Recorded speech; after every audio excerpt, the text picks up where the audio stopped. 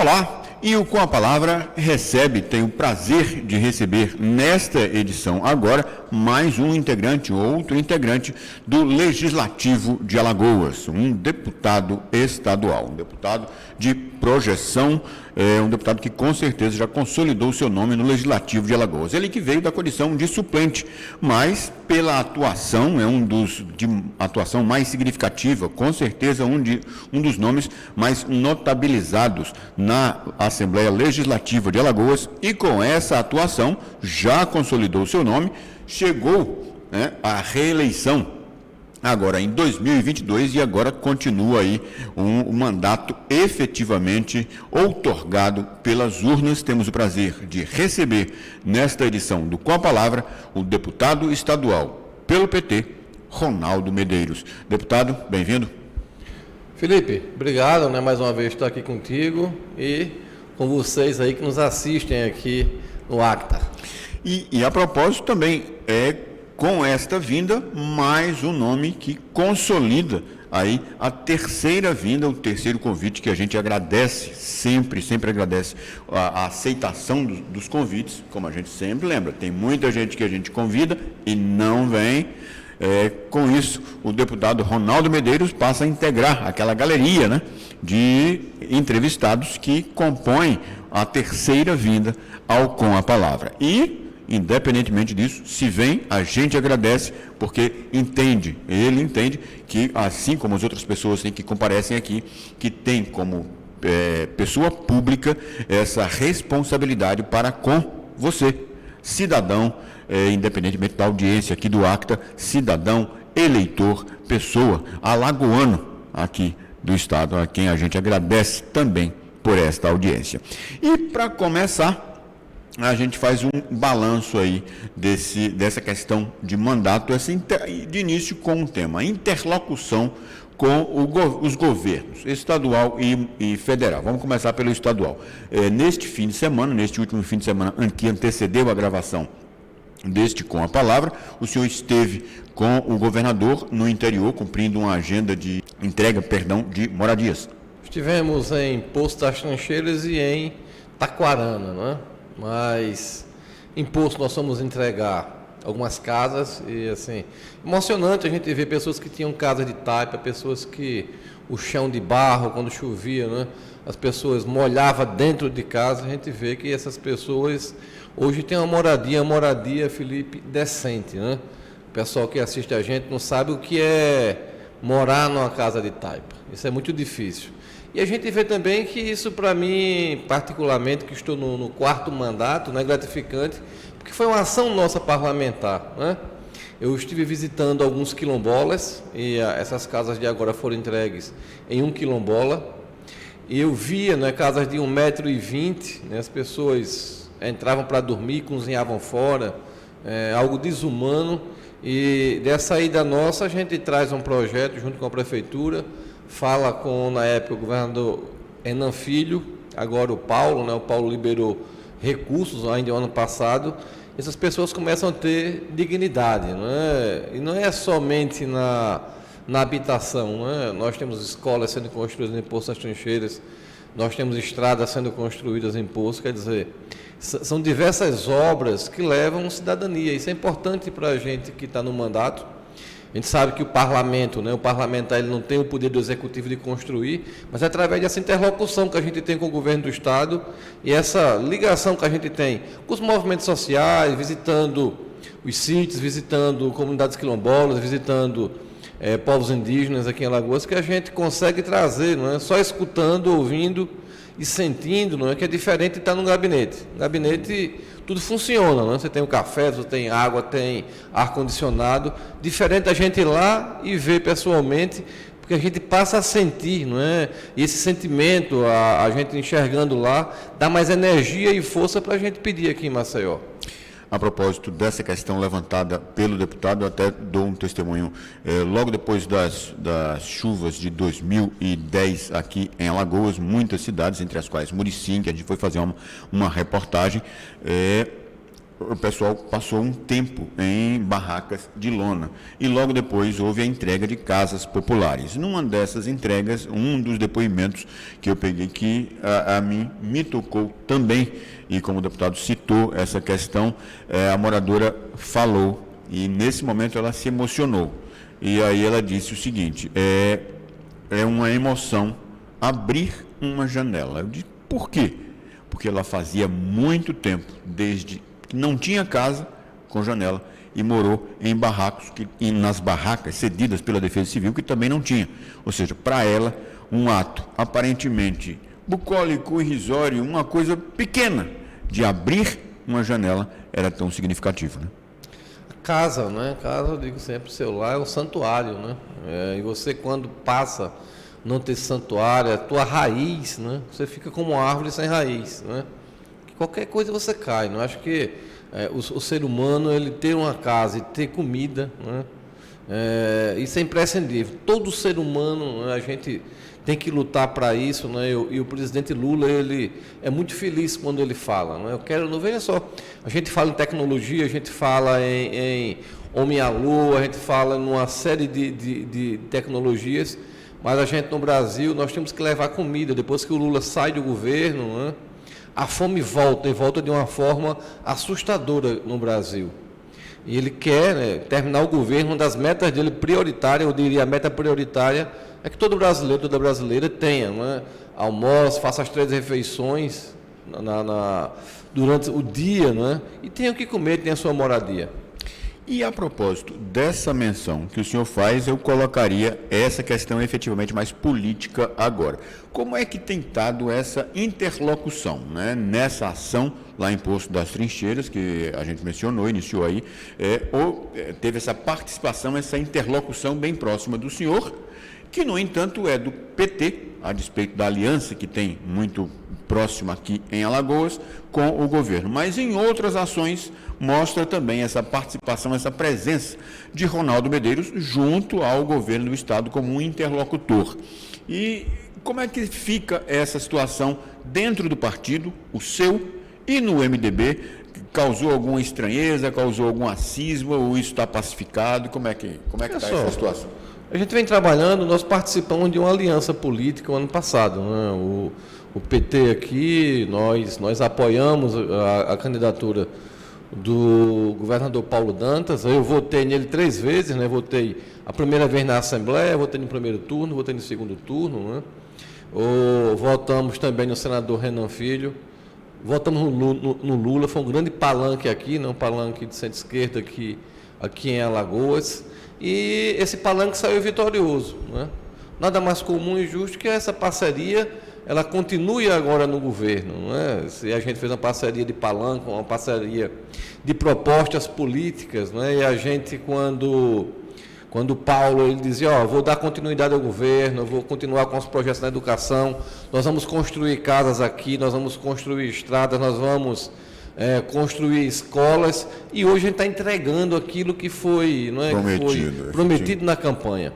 E para a gente que está na política, isso é importantíssimo, não é? Hoje, porque havia um certo descrédito da população lá atrás com a política em geral, até pela forma como a parte da mídia vinha tratando. E você, quando você entrega, mostra que o que foi prometido, às vezes até mais do que o que foi prometido, está sendo cumprido. Então, para a gente é bom, né? Para a gente passa confiança, né? Para que o eleitor saiba, não é? Tenha certeza que o voto que ele deu foi um voto correto. Mas nem todos os segmentos, inclusive dentro da própria legenda do senhor, pensaram ou expressaram isso. Houve até alguma resistência quanto a essa aliança, né?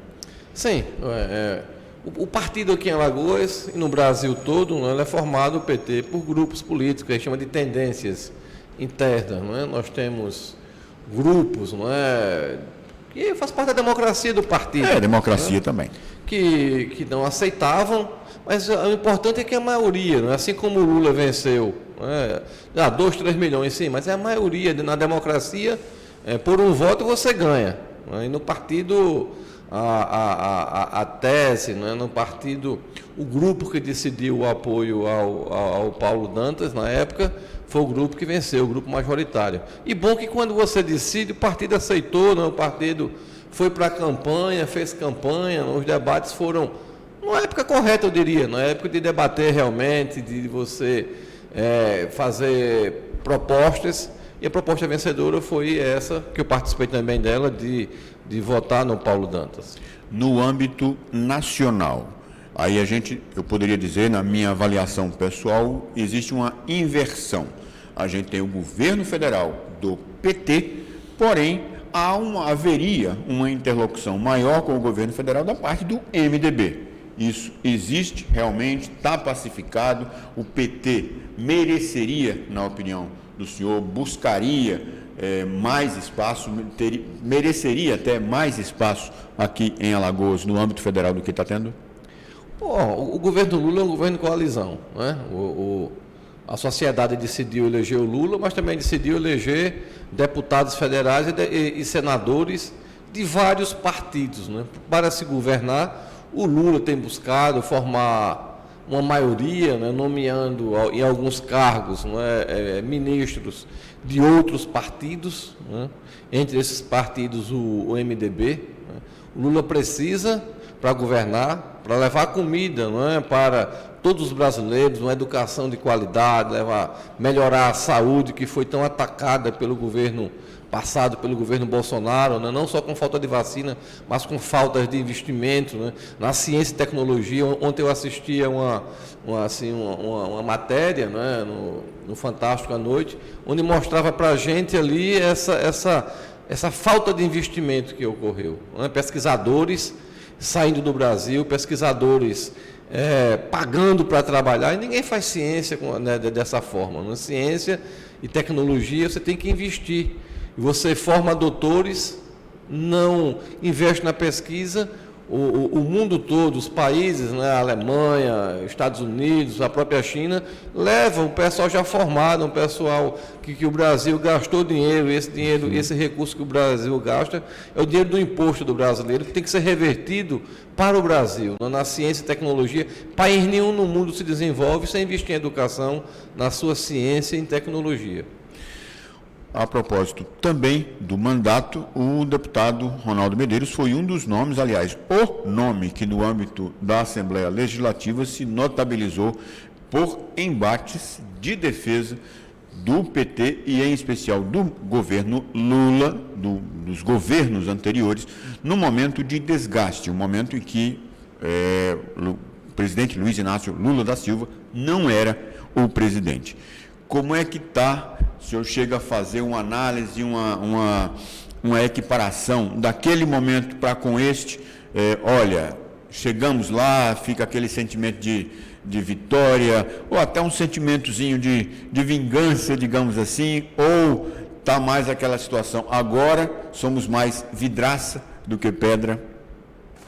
O Lula tem dito, né, e por mais de uma vez, né, e a grande vítima disso tudo foi o presidente Lula, né? Ele disse que saiu ali de Curitiba, quando estava preso, não para se vingar, né? Ele disse que ele quer cuidar do Brasil. Veja que grandeza, né? Você passar mais de 500 dias preso, injustamente, né? Numa conspiração que envolveu o ex-juiz Moro, da Justiça, Dallagnol do Ministério Público, formaram uma quadrilha ali, né, para acusar e tirar o Lula, que tinha uma eleição lá, da forma como ganhou agora, estando na oposição, com certeza ele ganharia lá atrás. Então a gente na Assembleia também, a gente quer esquecer a eleição passou, nós temos que construir, não é, o que reconstruir esse Brasil, não é, e essa Alagoas que o Lula tanto ajudou a gente aqui. Nós não tínhamos universidade federal aqui no interior, quase nenhuma, tinha Viçosa a parte de agronomia, mas bem modesto, um campus pequeno. Uhum. Hoje nós temos aí a Universidade Federal em diversas cidades. Do outro lado, não é só mentira, não é? Nós temos o IFAL no interior, o INSS, para você ter uma ideia, em 2012, quando o Lula assumiu, nós tínhamos 8 agências, apenas 8 agências no Estado. Termina o governo Lula e eu fiz parte do governo, que eu estava na superintendência do INSS aqui. Nós deixamos com 42 agências do INSS. Você tem programa de financiamento da agricultura familiar, o PRONAF, que não existia, não é? O governo FHC era 2, 3 bilhões, o Lula passou para mais de 40 bilhões o investimento na agricultura familiar. Então, são programas sociais, né?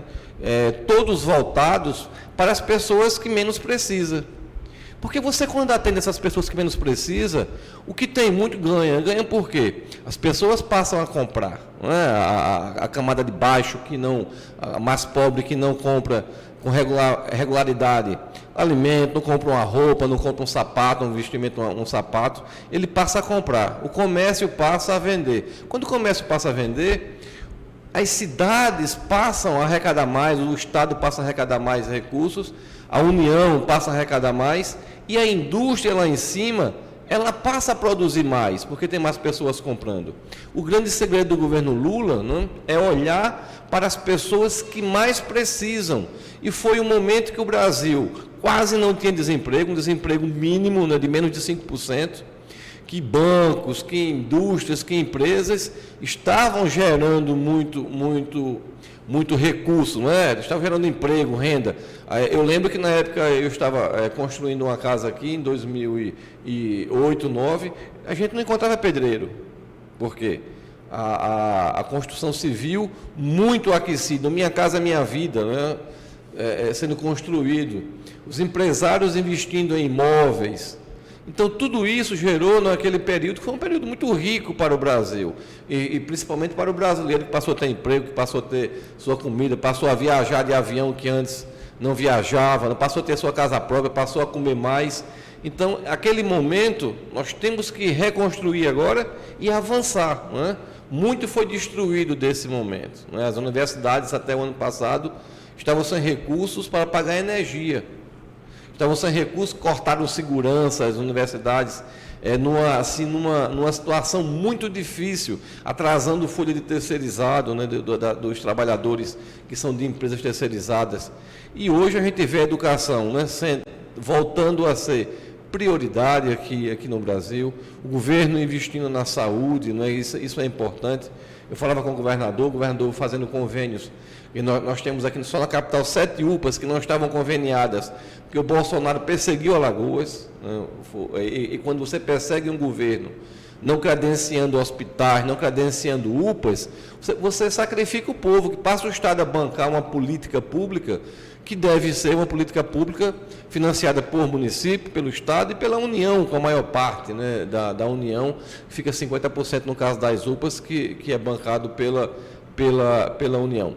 Quando você não tem esse olhar, quando o governo federal ele não é parceiro, ele não é republicano, né, ele dirige as verbas para governos que ele tem mais afinidade pessoal, ele prejudicou o Nordeste principalmente, uma das regiões mais perseguidas, e o nordestino, pelo governo Bolsonaro. E a propósito dessa decorrência de raciocínio que o deputado Ronaldo Medeiros faz sobre as esferas de governo, as esferas de gestão, próximo tema do próximo bloco, deste com a palavra. Já, já.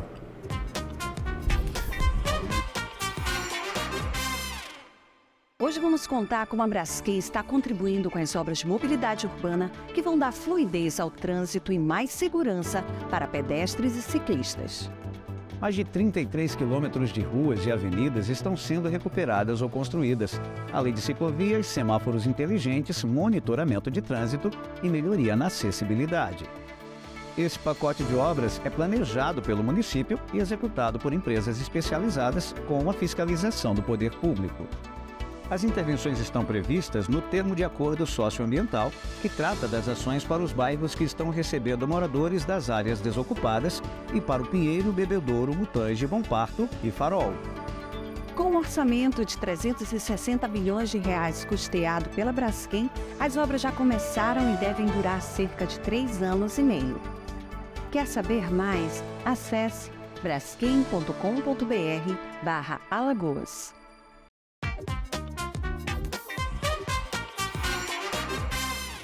E a gente volta com este segundo bloco do Com a Palavra, tendo o prazer de receber nesta edição o deputado estadual Ronaldo Medeiros, deputado estadual pelo PT. E a propósito do que a gente falou no encerramento do bloco anterior, ele que mencionou aí essa questão, né, da gestão, a importância da interlocução entre as esferas de governo, né, municipal, estadual e federal.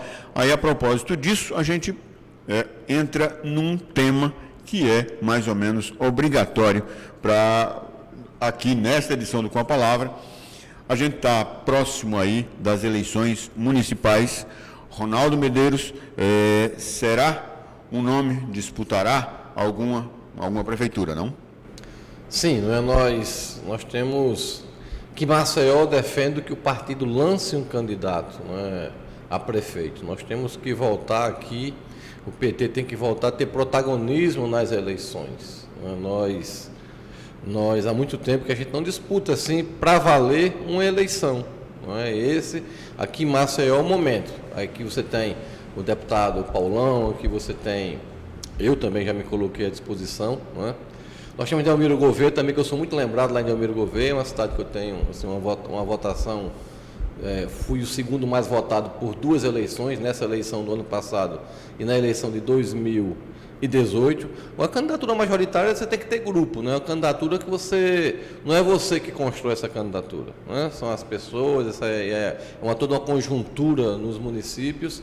Eu tive com o deputado federal Paulão, conversando com ele, né, semana passada, a respeito da nossa dinâmica, da dinâmica do Partido dos Trabalhadores aqui em Alagoas e especialmente aqui na capital. O que vai determinar, isso já foi colocado, quando é que seria?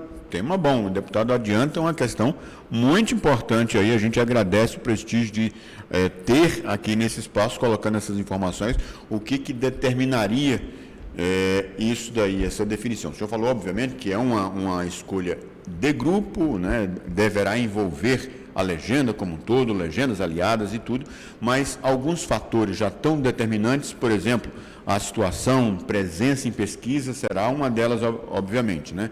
Opção pessoal do cidadão Ronaldo Medeiros, por exemplo, Maceió, afinidade por Delmiro ou até outra cidade. Pessoal, Felipe, nós temos que conversar, né, primeiro internamente no partido.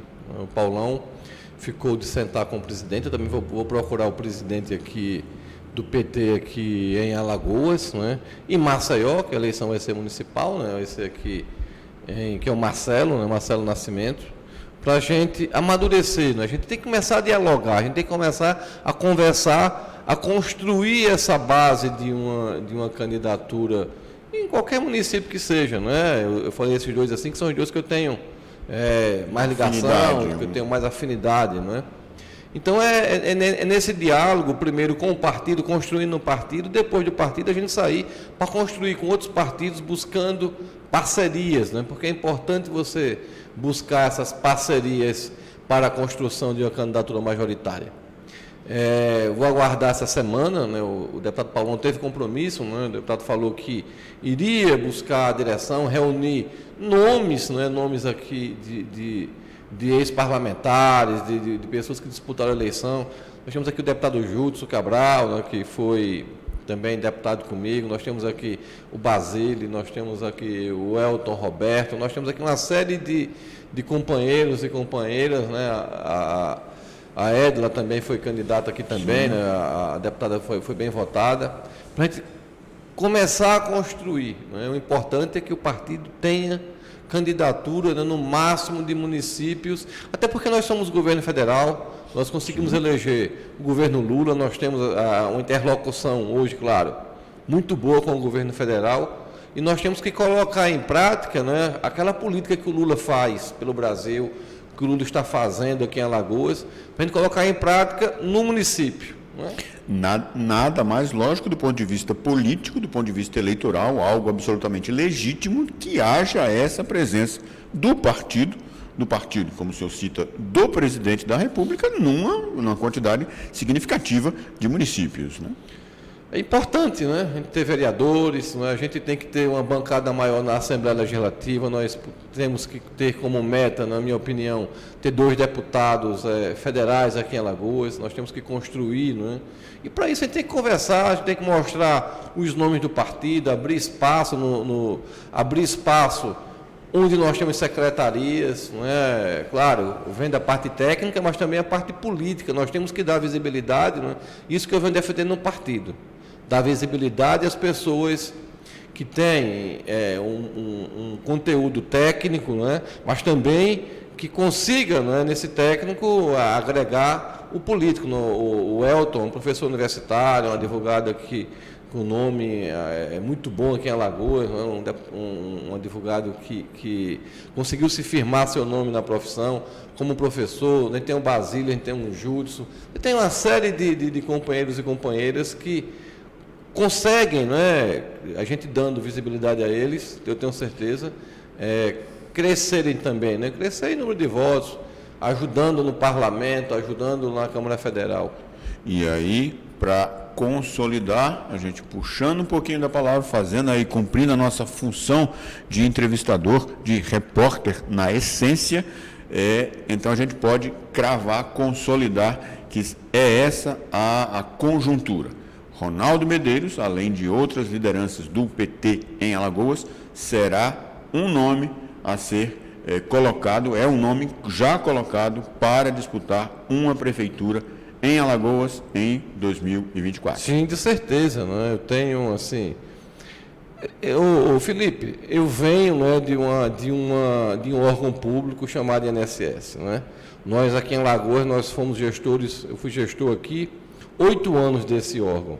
Nós pegamos uma previdência que não tinha sede, não tinha nem cadeira para o servidor sentar, com filas imensas nas portas, um atendimento assim muito ruim, não por culpa do servidor, culpa que nós não tínhamos estrutura. Nós deixamos eu deixei o INSS na minha época, lá em 2010, com 42 agências, com tempo médio de atendimento, isso era mensurado por sistemas, e hoje esses sistemas evoluíram, no máximo em 3 dias, qualquer serviço que você fosse buscar no INSS, né? Um LOAS, que é esse benefício assistencial, uma aposentadoria urbana, rural, uma perícia médica, eram 3 dias a média de espera. Eu tive um tempo na ASAL também, né? Nós pegamos a agência também, numa situação muito caótica, a gente ajudou muito a reconstruir a agência. Eu sou professor universitário, né? No INSS eu fiz mestrado em gestão pública, então eu tenho toda uma bagagem que eu quero agora colocar em prática, não é? Em um município, em uma prefeitura, não é? Eu tenho esse desejo de ajudar, não é? Mais próximo ainda da população, que é o executivo como executivo. E a propósito, além desse currículo como gestor nesses órgãos que o senhor citou, aí eu perguntaria também o que Ronaldo Medeiros oferece, coloca para um eventual eleitor dos mandatos já de deputado estadual também. Felipe, são 4 com esse, né? Eu estou entrando no 4º mandato. Se você olhar aí a minha vida pregressa, tanto no INSS, né, que é um órgão que cuida, né, de uma população, a maioria, claro, carente, não é? A gente buscou sempre ouvir, estar perto das pessoas que mais precisam. Né? Minhas leis, desde a merenda escolar para crianças que são diabéticas, celíacas, que eu já leio, não é? Obesas, as escolas uma merenda diferenciada, desde a lei do transporte público para a gratuidade do idoso, né? Hoje eu tive com a Aline, que é secretária de Deficiência e da Cidadania, para a gente fazer vários projetos, né? Com pessoas com autistas, com família, não é? Com os deficientes físicos. A minha vida toda, né, nesse caminhar, cardápio em braille para deficientes visuais, né? Na defesa da educação pública, da agricultura familiar, a gente tem uma atuação muito grande aí no sertão, no interior, junto a agricultores, né? Levando o quê? Agora foi sementes, são tratores, né? Levando carros, pipas, né? Então, claro que a gente não quer o carro-pipa, eu considero um grande atraso. A gente está buscando água no Canal do Sertão ali, junto com o governo do estado, né? No Inhapi, por exemplo, é uma cidade que eu tenho uma parceria grande também. É a única cidade que tem água, uma adutora só dela, né? As outras cidades têm água, mas a adutora é compartilhada. Nós já conseguimos levar para diversas localidades, ou poços artesianos, ou a própria água encanada. Não é? Então, veja que tudo isso, né, nos credencia, não é, esse histórico todo, e é fácil de pesquisar hoje, você tem internet, tudo está documentado, ou pesquisar na Assembleia esses projetos e pesquisar a minha atuação, que é em defesa de um serviço público de qualidade, né, de uma educação que ela seja transformadora. Educação pública, eu estou aqui contigo, eu sou oriundo, eu sou fruto de uma educação pública de qualidade, para eu estar aqui contigo hoje. Não é? Eu digo porque fiz um concurso no INSS, e foi o primeiro concurso que eu fiz com 18 anos, assumo com 19 em Palmeiras, eu fui o segundo colocado e fiquei igual com o primeiro, perdi na idade. Veja, um aluno de escola pública, com pais pobres, que a educação, não é, liberta, me deu assim a possibilidade de estar na Assembleia, de estar como superintendente do INSS, né? De estar aqui contigo hoje. Tudo fruto da educação. Porque a educação pública, né, ela tem que ser melhor do que a educação privada. Nada contra quem tenha as suas faculdades, suas escolas privadas. Mas aquilo ali deve ser uma opção de quem não quer colocar seu filho. Mas, no meu tempo, a qualidade do ensino, né, era muito boa. Na minha turma, de 23 alunos que concluíram, 5 foram médicos, eu administrador, professor, servidor público, e quase todos os colegas nossos estão em uma época que não tinha cota, veja só, né? Você passando em medicina em uma cidade de Palmeiras dos Índios, no Colégio Estadual Humberto Mendes, que hoje é escola estadual, não é fácil, né?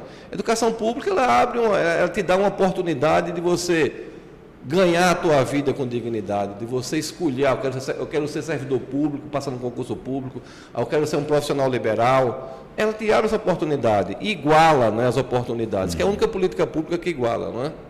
E com, inclusive, esta frase marcante, bem significativa, que iguala a educação, iguala as oportunidades, e, sobretudo, com essa informação muito significativa deste bloco, que será um nome nas eleições de 2024, a gente encerra este bloco.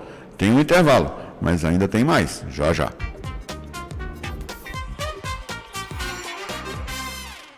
Hoje vamos contar como a Braskem está contribuindo com as obras de mobilidade urbana que vão dar fluidez ao trânsito e mais segurança para pedestres e ciclistas.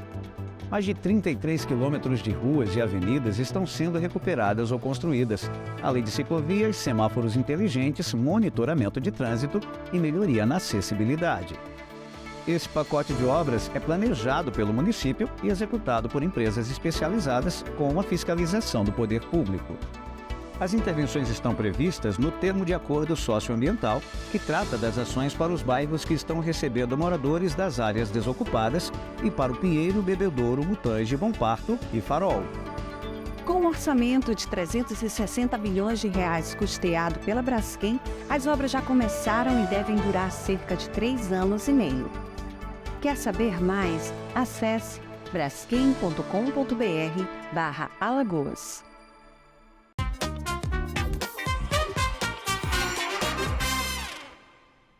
A gente entra agora no âmbito, né, na sequência, aí, uma avaliação de conjuntura nacional que aí a gente obrigatoriamente, obviamente, vai fazer uma análise aí do governo que foi defendido quando ainda não estava no Palácio do Planalto e agora ainda mais. Eu começaria perguntando, primeiros 100 dias, passou, mas a gente ainda está nesse período aí, qual é a avaliação que o senhor faria, uma avaliação que eu pediria mais fria do que de legenda, do que integrante, do que militante petista. Passou o período de euforia, ainda se está com esse espírito da vitória, ainda qual é a avaliação que o senhor faria? Bem, tanto no governo estadual como federal, não é? O governo federal é significativo esses 100 dias, não é? Tem assim, uma significância muito grande. Você vê que o mundo já enxerga o Brasil de uma forma totalmente diferente daquele Brasil do governo passado. Não é um governo que negava a ciência, um governo que a China, que é o maior, não é, o maior comprador aqui, onde o Brasil tem maiores relações comerciais, era o filho do presidente xingando a China, o presidente xingando a China, dizendo que esses vírus tinham sido fabricados lá. Então, você vê um Brasil hoje que o mundo abre as portas, que o mundo convida e quer fazer negócio com o Brasil, né? Você viu agora na China mais de 50 bilhões, né, em convênios que foram feitos lá. São negócios que a China vem aqui no Brasil. E quando a China compra soja, quando a China compra carne, quando a China compra aqui frutas, ela está gerando mais emprego e renda para o nosso povo, é mais imposto, é mais benefícios, né, que o governo consegue fazer. Tanto na China como nos Emirados Árabes também, né, que nós vimos essa recepção, né, que o Brasil teve. Internamente, eu vi agora, foi divulgado o PIB, cresceu mais de 3%, né, nos últimos 4 anos, agora em janeiro, só em janeiro. É o maior PIB dos últimos anos no Brasil, esse de janeiro. Já mostra que, a gente fala em mercado, né? Quem é o mercado? São os empresários, né? A economia, ela já começa a responder, né, à política, porque mudou a política do Brasil, mudou o presidente que investe na educação, na saúde, que vai buscar parcerias externas, não é? Que começa a investir na ciência e tecnologia, que coloca um indígena na frente, né, do ministério que vai defender aí os povos indígenas, que coloca, né, um sociólogo, que coloca pessoas que têm muita credibilidade para dialogar e conversar com a sociedade em ministérios, né? Então isso é importante para a gente, né, mostrar que mudou. Justamente a partir, né, daquele conceito, daquela concepção o Brasil voltou a partir de o presidente ser recebido por lideranças mundiais, ter essa respeitabilidade. A gente está nesta gravação, no período desta gravação, a gente acabou de ter recentemente, na gravação desta edição do Com a Palavra, a gente acabou de ter recentemente aí declarações desastrosas do presidente Lula, entre as quais, por exemplo, indo para uma situação até de pretensa provocação com os Estados Unidos, detratando aí a perspectiva de dólar. Tudo bem que a gente pode imaginar, bom, se você quer assumir um protagonismo, você tem que falar no tom desse protagonismo. Porém, muitos analistas, essa não é uma análise minha, muitos analistas colocam que foram falas desastradas, entre as quais, por exemplo, ao avaliar a questão da guerra da Ucrânia, colocar a Ucrânia no mesmo patamar, né, de potência da Rússia, por exemplo. Isso não estraga um pouco, não, esse clima, assim, essa situação? Bem, não, a despeito de ser uma conjuntura internacional, mas... O Lula tem uma experiência, né, muito grande no Brasil, né, por ser brasileiro, nessa política, né, nessa política externa, na política internacional, né.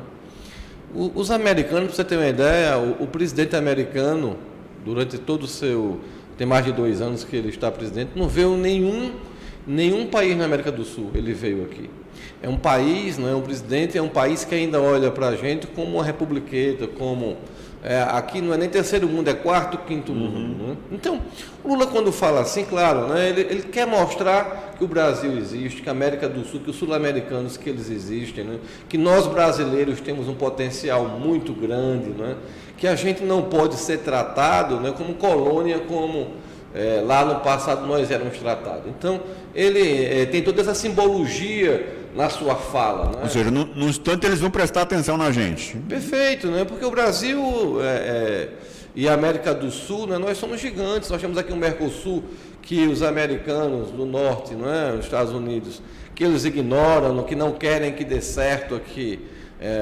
O Brasil, Uruguai, Argentina, né, Paraguai, não querem que dê certo. Nós temos que valorizar o nosso. E o presidente Lula, quando ele fala, né, quando ele tem essa altivez em falar, ele está dizendo aqui, ó, nós existimos, o Brasil é grande, o Brasil é forte e nós queremos ser tratados com respeito. O senhor citou, num outro momento aqui no programa, uma fala muito pertinente, que foi aquela questão dos ganhos concedidos durante governos petistas, em especial durante o governo do então ex-presidente, agora novamente presidente Luiz Inácio Lula da Silva, que foi uma das conquistas, que foi colocado como uma simbologia de forma geral, mas teve realmente essa situação, e inclusive foi até refutado pelo ex-ministro da Economia, Paulo Guedes, ex-ministro, ministro do governo Bolsonaro, que foi a questão de pessoas que não viajavam de avião, que passaram a viajar. Foi um ganho. Porém, houve uma reação. A gente viu nas classes dominantes, nas chamadas elites no Brasil, e está aí a fala do Paulo Guedes, a famigerada fala do Paulo Guedes, que eu não vou repetir aqui, para atestar isso. Houve essa reação dessas elites. É uma preocupação, isso é uma preocupação latente, é uma preocupação visível, plausível, palpável, dentro da legenda, dentro dos simpatizantes, dentro do PT em si, ou é algo a ser relevado? Não, isso vai passar com o tempo. Felipe, vê só, uma parte da elite, não é toda, graças a Deus que não é toda, mas uma parte da elite é reacionária, que é aquela da extrema-direita.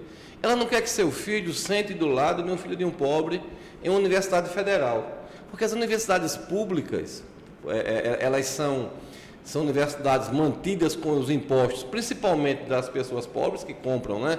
E quem paga mais imposto no Brasil, o pobre ou o rico? O pobre. Quando ele compra um quilo de arroz, um pão, ele está pagando imposto ali. Não quer ter o filho que antes, só quem cursava curso superior em universidade pública, quem passava no vestibular, era o filho do rico. Aí tem hoje a oportunidade, está lá o Lula, chega e dá a oportunidade do filho sentar ali ao lado, numa universidade de medicina, de engenharia, de direito, o filho do pobre. Vai para um avião, aí o rico olha assim, a minha empregada está andando de avião também, não quero isso, né? Isso aí é um sinal muito ruim. Vai, o Lula também cria, né, a obrigatoriedade de assinar carteira, tira era um regime semi-escravocrata, né, as empregadas domésticas que não tinham hora para chegar, hora para sair, não tinha 13º, não tinha nada, diz não, tem que ter direito. Isso tudo, né, causa revolta em quem está do outro lado. A minha empregada tem uma casa própria agora, andar de avião, o filho passar no vestibular, isso incomoda. Isso deveria ser o contrário, né? Todos nós deveríamos estar trabalhando para a gente ter uma sociedade mais igual, menos desigual. Uma sociedade onde as pessoas comam, onde as pessoas tenham sua casa, onde as pessoas possam sim, isso incomodou inclusive o Guedes, tem muita gente empregada indo para a Disney, que bom, não é? Quando um país alcança esse patamar, não é porque as pessoas estão tendo salário, estão comprando, estão movimentando aí o mercado das indústrias e o comércio.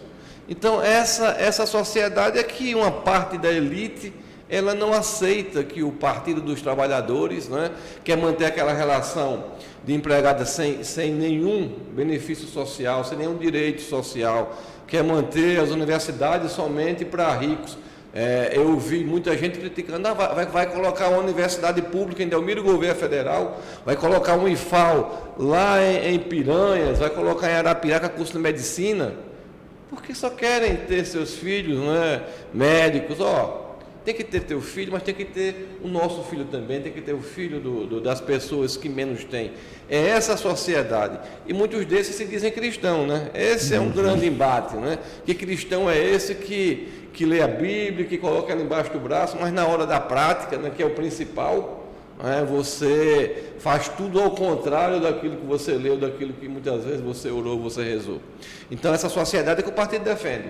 O partido defende, claro, o latifundiário, né, foi agora para a China, fez muitos convênios, né, mas também defende a agricultura familiar, defende a escola pública, defende o direito das empregadas domésticas, defende que o INSS tenha mais agências, defende o PRONAF, defende a agricultura familiar, defende a reforma agrária. Né? Nós temos que ter no país, pessoal, nos países no mundo todo, não é só no Brasil, onde prevalece a grande propriedade, né, a monocultura, as pessoas não têm recursos, não há divisão de recursos, não há divisão, né, dos ganhos. Nós temos que ter tudo isso, claro, dialogando com a sociedade, dialogando com o governo, né, a gente fazendo esse grande pacto que o Lula fez no primeiro e no segundo governo dele. Deputado estadual Ronaldo Medeiros, pelo PT, muito obrigado pela entrevista. Eu que agradeço aqui, me coloco à disposição. É a terceira vez, vou aguardar agora, Felipe, a quarta. Tá feito o convite. E, possivelmente, vamos aqui projetar numa condição de gestor, quem sabe? Quem sabe, né? Vamos trabalhar para isso. Muito bem, sucesso. E a gente vai ficando por aqui.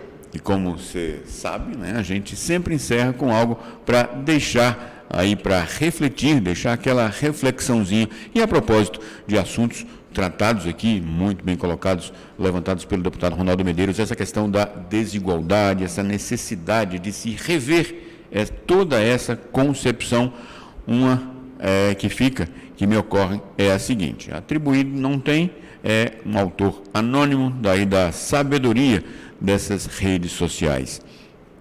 A grande cruzada no combate à pobreza não está tanto em se combater a fome dos pobres, mas a ganância dos ricos. Até.